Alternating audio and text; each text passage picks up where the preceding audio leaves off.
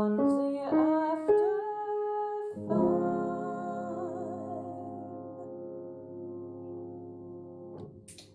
Welcome back to another episode of Fonzie After 5, my ode to late night 90s call-in radio. Last time I gave a shout out to Land's End for my women's long flannel pants with pockets. Here's another shout out to Land's End for this gigantic purple fleece robe, purchased circa who knows. Has a hood, is almost floor length, has pockets, and makes me look like Grimace from McDonald's. Thank you, Land's End. Today I have with me Madison Leonard and Shea Owens. Welcome, Madison and Shea. Today I'm joined by Madison Leonard and Shea Owens. Madison and Shea, thank you so much for joining me today. Thank you for having us, and happy holidays. Thank you. Can you tell us where you are right now? We are in St. Gallen, Switzerland, where we live, which is all the way on the eastern side of the country, near Zurich area. Oh, that sounds beautiful. Is this your first Christmas there, or have you spent holidays there before? No, it's our third. It's our third. We generally have a couple of other American expats who join us. Not sure who's going to join us this year, but yeah, it's sort of become a tradition to have Christmas here. And what do you do for Christmas in St. Gallen? What does that look like for you guys? Ooh, good question. Well, typical of a lot of European countries, we have Christmas markets in town, which are just, if you haven't experienced, is like the most festive thing, because in the middle of town, usually in like the old or like the market center area, they'll have a lot of stalls, vendors selling like maybe nativity sets or stocking stuffers, handcrafts, a lot of little crocheted things or knit things. And then they'll have people selling glühwein, which always smells very aromatic, so people are gathering, even if it's like bitterly cold, people gather to have a little warm drink together and people watch, and there's music, and it's just so festive. It's the most you'll see the people be most outgoing at this time of year, more so than any other time of year. The Swiss people are generally very reserved, very nice, but not super outgoing. At this time of year, you see them come out of their shell a little bit more, and it's nice. Can you take me seriously with these on, or should I take them off? I was like, are we not going to acknowledge them? Should we just say these are actually... Can I just show you my full sweater too while we're at it? Does this make you feel any better? Yes, that does. Fantastic. Oh my gosh, yes. I keep touching them because I actually am one of those people that have very good vision, but I want glasses because I want to be a person who like does things like this and like in very like dramatic moments takes them off, and so I don't, but right now I kind of feel like I can have another identity. It's very fun. Well, yeah, and those are very understated. So I think, you could keep them for other seasons, for sure. Subtle, and like maybe they're like the blue screen blocking, like there's nothing in them, but maybe they help. I don't know. They can't hurt. So when you go to the Christmas markets, have you bought Christmas presents there? Do you get presents for people there? Or do you send anything home to the States to people? Or have you purchased anything that's special to you that you've gotten at one of the Christmas markets? That assumes that we're very generous, first of all, which is very kind. It's very generous of you. I found a cow one time that I got from Madison that we added to our nativity, Swiss cow. Which we also got. We got a nativity set at Christmas market in Munich. We noticed that, especially in Germany, I think I was there for an audition in Munich last year, 2 years ago, and they had a lot of, like, so many different kinds, different sizes, where it's like, oh wow, that wasn't such a shabby place where Jesus was born after all. They're like 3 stories high and beautiful, and and then some are more humble, more in my price range, who actually look like probably something close to where he was really born. So we have something in between. So we got that at a market, and then you got an accessory cow. Yeah. Yes. I love that. What is your set made out of? It's wood. It's wood. Yeah. Hand carved and hand painted. So it's beautiful. Oh, nice. Yeah. So they say. I believe them, but that's what my grandma. That's her favorite kind of nativity, is the hand carved from wood and painted. And she loves nativities, and she's been collecting them for a while, and we're kind of still keeping an eye out for one that we can get for her. There's not too many in this area. Sometimes you have to go to Germany to find a lot of the nativities, but we'll see what happens this year. Maybe we'll get lucky. Did you have nativity sets when you were kids at home? Do you remember that being part of your Christmas decorations? My mom has a village, and I can't remember what they're called or the brand. I should know this, but yeah, she has dozens of buildings and dozens of people, that she sets up all over, like the living room, on our, on top of the piano and other furniture. The little porcelain ones. Yes. Well, that's like a Christmas village, but like actual nativity sets. Like, okay, nativities. But, that's true. But a similar idea, small little figurine. But we definitely, my mom also has the Christmas village that seems to sprawl. I don't think it's a village anymore. I think it's a whole metropolitan area. City, yeah. But we also had a nativity set, several, and one actually was so like the pieces were so delicate that she put in this kind of old-fashioned pie hutch. Actually, it's a thing that used to put like your pies in to cool them in. So it's a beautiful piece of furniture. I know. And so she kept it in there, and then actually she just closed it the rest of the year, and it would be a piece of furniture. And there was one year when I opened it randomly, like in a July, and I was like, the nativity is still set up in here, which, I guess like is a good thing to keep in mind all the time. Jesus should be the center of our Christian lives. So there he is for July. That's beautiful. It's kind of like, hide it under a bushel, no. Like hide it in a pie hutch, no. That's right.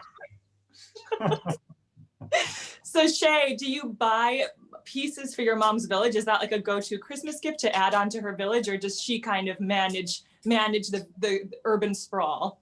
Yeah, she kind of manages the urban sprawl. And, my grandma's really the one who kind of inspired the love of nativities for me. I mentioned my mom's village, but my grandma has actually been helping us add to our nativity sets over the years. So if you find a new one, or if you find pieces you can add to your current ones, let me know, and that'll be part of your Christmas gift. Where does your grandma live? She's in California. She lives with my grandpa. My grandpa's, his mind is sort of gone for the most part, but she still lovingly cares for him. So pretty amazing. That's beautiful. I mean, isn't that a beautiful example to have, though, when you know how hard it is and you see such love, and I think that's so important for us to see. Yeah, absolutely. Going on at least 60 years of marriage. Right? Yeah. My grandpa's 95 now. So. Oh, wow. And Madison, do you have grandparents that are still with you, and where are they? I do. I have a grandmother who lives in Tucson, Arizona, and I have a grandfather who lives in Seattle, and they're both just healthy and super sharp and pretty amazing. So I feel so lucky to still have them in my life, and lots of great memories visiting them for different Christmases or having them visit us. And we always felt, it was such a joy to gather with family during the holidays. When you think back about Christmases when you were a little kid, is there any traditions that stand out for either of you, of things that, had to happen every year, or that one decoration that had to come out and go in this one certain place, or anything like that? Yeah, I can think of some. My great grandma, I remember my dad telling me one year, I can't remember exactly what happened, but she was, I think, making food for a lot of different events. There were, parties and church events and concerts and other things going on. And one Christmas Eve, she just didn't feel like making anything. So she said, let's go out to eat. And most of the restaurants were not open, but she did find a Mexican restaurant that was open. So they went out to Mexican food for Christmas Eve, and everyone just enjoyed it so much that became a long-standing Owens family tradition. So every year on Christmas Eve, we go out for Mexican food. We have a Christmas Eve tradition as well, where we get to open one present, and it's usually an ornament from my mom, something to add to our collection. And then also pajamas, matching pajamas. I have two sisters and a sister-in-law and my mom, and we're all similar sizes. So we go and we run and everyone changes at the same time, and we put on matching pajamas and then take a picture or something together. And without fail, my mom also, bless her heart, buys matching pajamas for the boys in the family. which is a brother and two brothers-in-law, now Shea and my dad. And they don't like pajamas. They don't like them. I've got a lot of large men in my family, tall, muscular dudes, just never fit. My mom is just always an optimist when she sees some, flannel pants for guys on sale at TJ Maxx. She's like, oh, surely they'll work. They only had one XL, but I think it'll fit. And every year they're like, thanks, Mom, and then throw them because they don't wear them. Well, I think last year, the year before, your brother just cut the legs off and made them into shorts. Yeah. He literally went over to the kitchen, grabbed scissors, and then cut them into shorts. He said, maybe I'll wear them now. I have some pajama bottoms, but I'll be honest, I don't wear them that much just because me as a human, I run hot. I run very hot. He's comfortably warm right yes. now. So I typically wear as little clothing as possible. Okay, keep it PG. I wear nothing. I just wear enough to, stay covered. Just your undies and your Santa glasses running around Another fun tradition I want to share is that, because it just brings me so much joy to relive it, is in the mornings we would gather in one of our kids' bedrooms, so we'd delegate it the night before and say, okay, we're going to meet in Hannah's room. So in the morning we'd all scuttle to Hannah's room as early as whenever you woke up. And then we had to stay there until my dad came in, and he'd take his time, and then he'd come in usually with some random props, like a slipper and a magazine or something that he grabbed on the way there. And he would improvise. He wouldn't say that he improvised, but he improvised a Christmas story of some kind. He'd say, the story of the lost slipper. And he'd go on and tell this, I don't know. Like honestly, what? Can you give an example? Well, no. I'm not a professional. He would tell it felt like 30 minutes long. It probably was only 5 minutes, but for a kid who wants to go see their presents, it felt like an eternity. And so he would tell this story that usually had a good ending or some kind of moral takeaway. And then finally we'd be like, Dad, let me go. And then we'd all tear out of the room and run to the living room and see the tree, the presents and everything. And my mom would be making our beautiful Christmas breakfast, and all was well. My mom makes the same breakfast casserole for Christmas morning with ham and eggs and just a lot of cream and cheese in it. And it's just so delicious. And the smell of it coming out of the oven, it just means Christmas. Oh. Yeah. What about you? We usually got homemade cinnamon rolls from some family friends, and just it's a long-standing tradition. They always bring them on Christmas Eve, and then we eat them Christmas morning. And I'm a huge fan of cinnamon rolls, whether they're homemade or whether you get them from Cinnabon at the airport. I still love them. Okay. You have enough room in your heart for a cinnamon roll. Yeah, they are a few of my favorite things. Okay. Aww. Are you going to do either of those things this year in Switzerland? Make a casserole or any cinnamon buns? I think we must. I think so. I think we did. I did last year. I did a version with some Swiss cheese, some actual Swiss cheese, which was fun.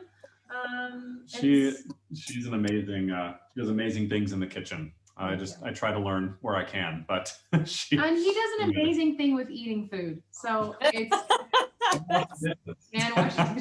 We're a good team. What was your Christmas tree tradition? Were you real trees? Were you fake trees? Were you? We are definite real tree people. My mom is kind of the queen of Christmas. I think there could be multiple queens. I'm not trying to be competitive, but it just in terms of how serious do you take Christmas? She's a 10 out of 10 on every scale. So we have multiple trees in our home. Ooh. This year I think because of just COVID craziness, etc., she went a little overboard. Now she has maybe a little tree in every room. So anyways, that's cheap therapy. Are they all real? Or are some of the small ones not? Some of the small ones are fake, but our main one in the main family room is always real. And it's, we have some, my parents have some land around their house. So like they go up in earlier months and tie a ribbon around the tree that looks good and then chop it down and bring it down the driveway. And sometimes it's way too big. Like it's always big, but there was a year where it was seriously, I think 17, 18 feet tall. They have kind of a, a peaked whatever ceiling in this vaulted ceiling. Thank you. And it was like all the way up. It was there. So they had to rig some cables and stuff to make it stay up because there's no tree stand in the world that's going to make that thing stay vertical. So it's always real, always drama, and we just pray that it doesn't fall over. Ours were real too. I did Boy Scouts growing up, and one of our big projects was to, after Christmas and New Year's, was to collect people's Christmas trees and get money for Scout Camp. So during those years, it wouldn't have felt right to have a fake tree and then go out and collect other people's real trees. But I think as we got older, finished with Scouts and other things, I think we, how shall I say, we branched out into fake trees. I can't believe it actually took this long for a pun to come out, though. So that shows a certain level of respect for you, Emily. Merry Christmas. Can you see yourself someday dressing up like Santa for Christmas morning and doing the whole thing? Oh yeah, once the sun turns white, absolutely. We're just biding our time, really. It's gonna be, I think that's when we're gonna really hit our prime. I was gonna say you're gonna come into your own with the Mrs. Claus Santa thing someday. I mean, thank you. Yeah, with the ham casserole and the toasty sweaters. It's all, I see it. Yeah, absolutely. We're ready. We're ready. Yeah. So when you think back to getting presents as a kid, are there any presents that stick out in your head as like, oh, that was the year I got this awesome thing that I had really wanted, or anything weird you got where, it was like, oh, thanks, Grandma? Or, I can think for sure, the first thing that came to my mind when you said that was, this was probably when I was only 5 or maybe 6. I got my first American Girl doll. And that was like a big deal in our house. My older sister had one, but it was hers, like I'm sure she let me play with it, but and it was a Kirsten doll, and I'm not sure if anyone's familiar, but she kind of she does kind of look like you. Yes. Thank you. And she's, Swedish. I'm like Dutch heritage, so we've got this like blue eye, kind of brownish blondish, the cheeks. She felt like mine, and I remember that she came with her original outfit, and then I also got like ice skates for her. And so I have a vivid memory of like putting the little ice skates on her and like taking her skating on the marble floor of like our entryway, and like it felt like glass, like ice, and that was living, man. I was alive. I think what stands out for me the most was when I was younger, there were a set of years where Santa built very elaborate, what do you call them? I usually got a set of something. Like I remember the first year I got this set of wooden blocks. Some are like rectangles, some are squares, some like have a little arch. And Santa built this huge, like this building with like a courtyard and everything using these wooden blocks. It was amazing. And then the next year, or maybe it was 2 years, because I couldn't enjoy that for 2 years. I got a K'NEX. I don't know if anyone remembers K'NEX. But we had a K'NEX. Yeah. It was like a massive roller coaster, and I just loved it. And then one year there was a big Lego set. Those were wonderful years where Santa built those. After that, your presents, you get like the race cars and the Nerf guns, and those don't require much creativity. But that's probably what stands out the most to me was just the awe and wonder, saying, how did Santa have time to build that? My parents have confessed that some of the toughest nights in their marriage, where things got the diciest, was Christmas Eve at about 1 a.m. when all of a sudden magic needed to happen, and someone was putting together a trampoline outside with a headlamp on and realized to put the whole thing, all the springs, upside down or whatever. However, in our household growing up, it was a very strict day after Thanksgiving policy. And I still feel quite adamant about that. I mean, we disagree on that. We disagree. It's one of the stressor points in our marriage, but we are moving past it. We've made some compromises, but he and his family, they could start in July. In fact, they do. So. Why not? Why not? So what are the compromises? I think other people could learn from this because you're not alone in this struggle. We've bumped it back a little bit, like sometimes like mid-November. So that doesn't sound like a huge compromise, but it is. And there are certain songs that I can't play, certain songs that I enjoy, but she maybe has had too much of. There's also a song that you hate that we don't play. Oh, that's true. Yes. I don't think no, we don't need to discuss that publicly. What if it's the song that, oh no, we know the song is coming. It's actually, oh, you don't want me to say. Tell it. You can tell it, it's okay. Santa Baby. He hates the So what is St. Gallen like right now? Are there decorations up outside? Does it feel Christmassy yet? Yes. It is full swing Christmas here. We have a giant tree. I mean, it's not Rockefeller size, but it's big. It looks nicer than this year's Rockefeller tree. It does. And they fly it in with a helicopter, like vertically, like it just comes swinging over the town, and they plop it in the hole. Right by the huge cathedral in the center of town. They plop it down. It's very cool. Pretty tall. I'd say it's at least like 30 feet tall. Yeah. Like that. Did you see that happen? Did you see it coming in? That seems like it would be super cool to watch. We missed it this year. Missed it this year. 1 year we did see it. It's pretty epic. And they also have these enormous stars, at least a meter across, 1.5 meters. I don't know. I'd say even bigger. Maybe even bigger. Yeah, they're really big, and we have like hundreds of them that they hang around town, like streets, like in alleyways, like all over town. And they just turned them on a few days ago, so that's very joyful. Most cities in Switzerland have something unique or special they do for the Christmas season, and that's one of St. Gallen's, is these huge stars that they put all over town. It's really nice. Sternenstadt, the star city. Do you feel like you were already the kind of people, I mean, being from Idaho and that part of the country, I would think, you're probably inclined to go out in the cold weather and out skiing and stuff, but does that come naturally to you, that kind of way of life, or do you think you've embraced it even more being in Switzerland, where that's kind of the thing to do?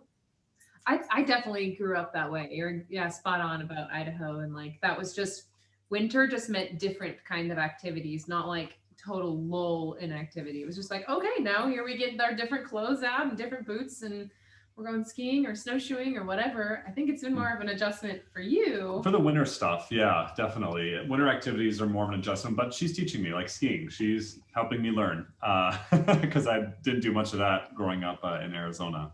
But for summer, I loved outdoors, loved hiking, loved getting outside. And in fact, recently we've taken up climbing. They have these things here called via ferratas, and it's basically you have a metal cable that's bolted into the mountain, and it basically you hook yourself in and you climb up, and it gives you the thrill of rock climbing without needing the technical expertise you do with regular climbing. So I definitely say we've embraced the outdoors even a little more since we've been here. It's so beautiful. I mean, you get views that are just spectacular.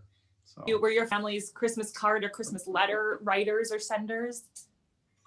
We have a tradition of Christmas card plus letter, and my dad has always written it, and from I think truly since like they got married, he's written a letter every year, and it's always like dripping in sarcasm and dark humor, and I mean, I can brag about my dad. I mean, whatever, I'm biased, but it's funny and sometimes inappropriate. Like often like the first paragraph will be something you just don't expect at all to be like on a nice, like pretty, Christmas stationery. And it's something about like peeing off the front porch or something. And you're like, what is going on? But he just always goes there, and people have come to expect it. They look forward to it every year. It's a tradition. So are you going to do Zoom Christmas calls or anything like that with your family this year? Oh yeah, certainly. I mean, I know we'll have to be a part of opening the presents with his family. The 1-by-1 event? Yes, but we're gonna set a time limit, I think. Set a certain window. Open the most important ones. We'll see. But, as you get older, presents get a little more pricey, so there aren't as many. I think when eventually grandchildren come into the family, then we'll kind of go back to there being a lot of presents. You gotta, set some serious time aside. Yeah.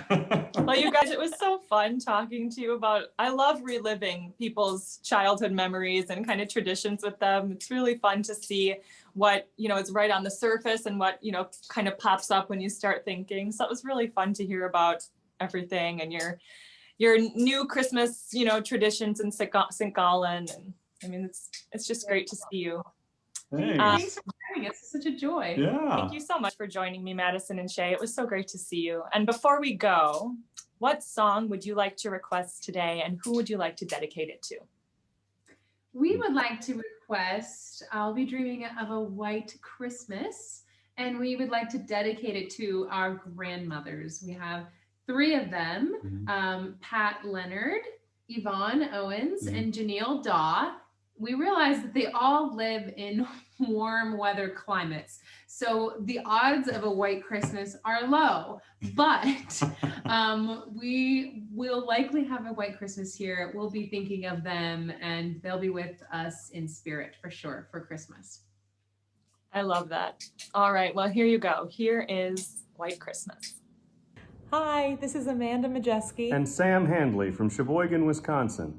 We'll be singing White Christmas for Madison and Shea. Dedicated to their dear grandmothers, Yvonne Owens and Pat Leonard. Yay, we did a little switcheroo. Okay, fine. I'm dreaming of a white Christmas, just like the ones I used to know, Where the treetops glisten and children listen to hear sleigh bells in the snow. I'm dreaming of a white Christmas, with every Christmas card I write. May your days be merry and bright,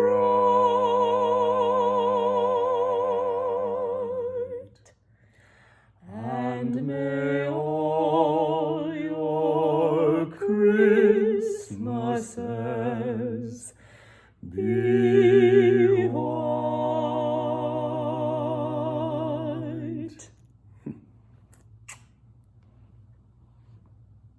Merry Christmas.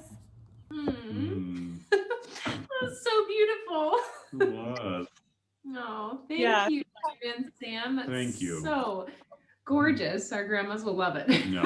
Well, Merry Christmas, Madison and Shea. Thank you for being here, and take Merry care. Christmas. One last Merry hurrah. Christmas. Merry Christmas to you and to Lou. We love you so Yeah. much. Love you too. Bye, guys. Bye. Thanks for joining me for another episode of Fonzie After 5. A big thank you to Madison Leonard and Shea Owens, to Amanda Majeski and Sam Handley. Madison, I loved hearing about pie hutches full of hidden nativities year-round, and Shea, your sweet memories of Connect sets fully assembled by Santa waiting for you Christmas morning. I'll see you next time, and remember, it's after 5 somewhere. Fonzie